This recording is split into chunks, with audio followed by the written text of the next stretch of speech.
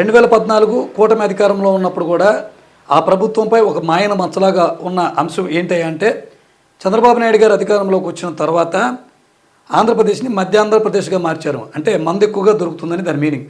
ఊరూరా బెల్ట్ షాపులు ఉన్నాయి, ఎక్కడ పడితే అక్కడ మద్యం విచ్చలవిడిగా ఏ టైం పడితే ఆ టైం దొరుకుతుందని చెప్పి అప్పుడు ప్రతిపక్షం విమర్శించేది. వాస్తవ పరిస్థితులు కూడా అలాగే ఉండేవి. దాన్నే జగన్ ఒక ప్రచార అస్త్రంగా వాడుకొని మరి ఎన్నికలలో హామీ ఇచ్చారు. ఊరూరా బెల్ట్ షాపులు లేకుండా చేస్తాం, మండల కేంద్రాలకు పరిమితం చేస్తామని ఏకంగా నవరత్నాల్లో అదొక పార్ట్గా ఆయన చేశారు, అదొక రత్నంగా మార్చారు. సరే, దాన్ని వచ్చిన తర్వాత ఆయన మండల కేంద్రాలకు పరిమితం చేశారు. సరే, ఆ పార్టీ రాజకీయం వేరు, అది వేరు. మళ్ళీ ఇప్పుడు అలాంటి పరిస్థితి నెలకొంది. అన్ని గ్రామాల్లో కూడా దరిదాపులుగా ఎన్ని దాడులు చేసినా బెల్ట్ షాపులు నడుస్తూనే ఉన్నాయి. ఇది నమ్మక తప్పని నిజం. ఈ నిజాన్ని నిజం అంటుంది ఎవరు అంటే తెలుగుదేశం పార్టీ ఎమ్మెల్యేనే అంటున్నారు. అమరావతి రాజధానిలో భాగమైన తిరువూరు నియోజకవర్గానికి చెందినటువంటి కొలికిపూడి శ్రీనివాసరావు గారు, తిరువూరు ఎమ్మెల్యే, ఆయనే అంటున్నారు. స్వయాన తెలుగుదేశం పార్టీ ఎమ్మెల్యే అంటున్నారు బెల్ట్ షాపుల్లో విచ్చలవిడిగా మద్యం విక్రయాలు జరుగుతున్నాయంట. సామాజిక మాధ్యమాల్లో టీడీపీ ఎమ్మెల్యే కొలికిపూడి ఈ వ్యాఖ్యలు చేశారు. చూడండి, ఆయన వాట్సాప్ మెసేజ్ కూడా మనం చూడొచ్చు. ఎమ్మెల్యే కొలికిపూడి ఆయన పోస్ట్ చేసింది. సరే, పూర్తిగా మనం చూద్దాం ఆయన ఏమని వ్యాఖ్యలు చేస్తున్నారు. ఎన్టీఆర్ జిల్లా తిరువూరు టీడీపీ ఎమ్మెల్యే కొలికిపూడి శ్రీనివాసరావు మరోసారి సంచలన వ్యాఖ్యలు చేశారు.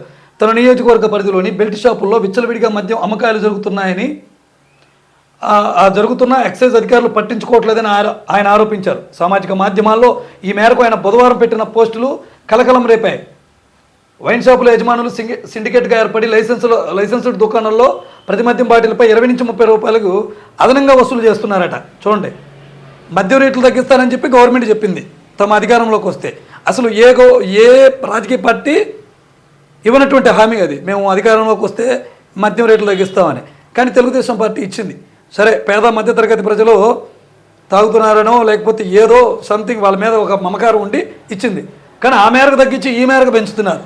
చూడండి, ఇక్కడ మద్యం దుకాణంలోనే 20 నుంచి 30 రూపాయల వరకు అదనంగా వసూలు చేస్తున్నారట. అలాగే గ్రామాల్లోని బెల్ట్ షాపుల్లో క్వార్టర్ బాటిల్పై 50 రూపాయలు అదనంగా వసూలు చేస్తూ పేద మధ్యతరగతి కుటుంబాలను దోచుకుంటున్నారని ఆయన మండిపడ్డారు. బెల్ట్ షాపులు నిర్వహిస్తే కఠిన చర్యలు తీసుకుని లైసెన్సులు రద్దు చేయాలని సీఎం చంద్రబాబు నాయుడు ఆదేశాలు ఇచ్చిన ఎక్సైజ్ అధికారులు మద్యం సిండికేట్లతో కుమ్మక్కై ఆ ఆదేశాలను బేఖతారు చేస్తున్నారని కొలికిపూడి ఆరోపించారు. దీనివల్ల కుటుంబాలు రోడ్డున పడుతున్నాయని, ఆర్థిక పరిస్థితి చిన్నాభిన్నం అవుతోందని మహిళలు ఆవేదన వ్యక్తం చేస్తున్నారని ఆయన చెప్పారు. ఇకనైనా బెల్ట్ షాపులను తొలగించాలని ఎమ్మెల్యే డిమాండ్ చేశారు. ఇది స్వతహాగా తనకు పార్టీలో ఉన్నటువంటి గొడవే అయినా ఆయన మాట్లాడింది 100% ఫ్యాక్ట్. ఎమ్మెల్యేకి ఎంపీకి పడతలేని విషయం అక్కడ అంతా తెలుసు. ఎమ్మెల్యే పేకాట క్లబ్లు పెట్టి ఆడిస్తున్నారని ఆయన సంచలన వ్యాఖ్యలు చేయటం, అలాగే ఇలా మద్యం గురించి, ఇసుక గురించి, మట్టి గురించి మాట్లాడటం ఇది కొత్త ఏం కాదు, మాట్లాడుతూనే ఉన్నారు. స్టేటస్ల రూపంలోనో, వాట్సాప్ గ్రూపుల రూపంలోనో, పేపర్ స్టేట్మెంట్ రూపంలోనో, ఇంటర్వ్యూల రూపంలోనో మాట్లాడుతున్నారు. కానీ ఇప్పటి వరకు ఏంటంటే ప్రజాకోణంలో నేను మాట్లాడుతున్నారు. దాన్ని వ్యక్తిగత కక్షగా కాకుండా పార్టీ ప్రతిష్టను దిగజారుస్తూనే కానీ ప్రజాపక్షాన మాట్లాడుతున్నారు. సో దీంట్లో పూర్తిగా తప్పుపట్టడానికి లేదు. బెల్ట్ షాపులు ఉన్నాయి అనడానికి ప్రూఫ్గా ఆ ఎమ్మెల్యే పెట్టినటువంటి ఈ వాట్సాప్ గ్రూప్ మెసేజ్ సామాజిక మాధ్యమాల్లో హల్చల్ చేస్తుంది. ఈయన నిజాలే మాట్లాడుతున్నారని ప్రజలు కూడా విశ్వసిస్తున్నారు.